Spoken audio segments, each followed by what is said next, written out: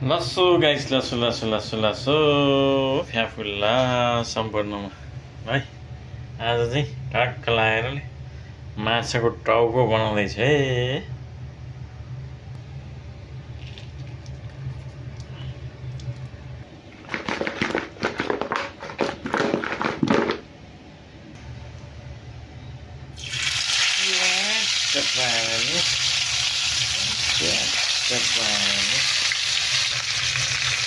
सर्लक्क फर्क्यो है माछाको टाउको।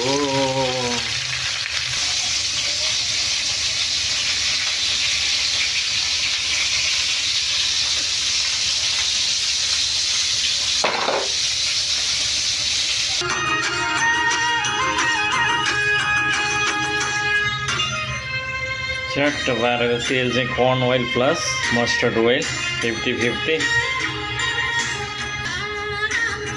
Time for the 5 spices.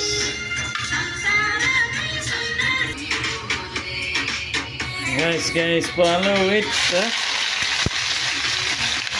onion, curry leaf, and green chili, guys.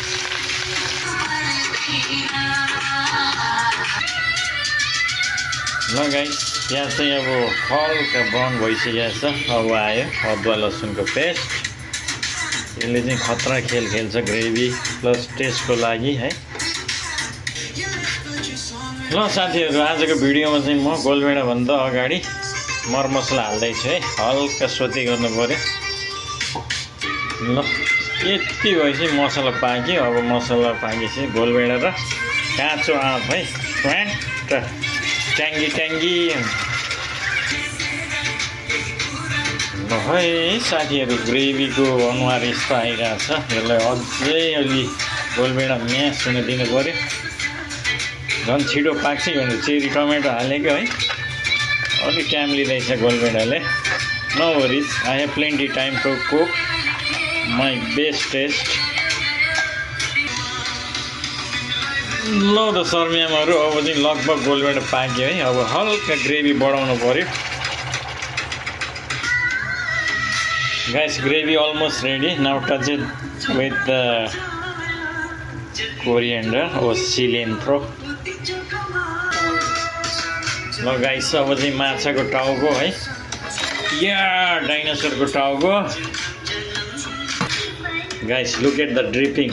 That's the real protein from the fish.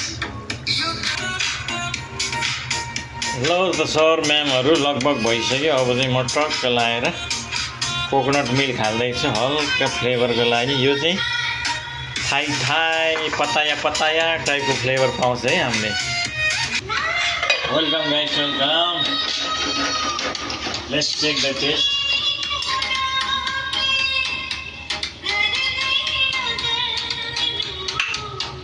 Oh my god, best fish curry on my hand, guys. Awesome. No doubt. Randy was.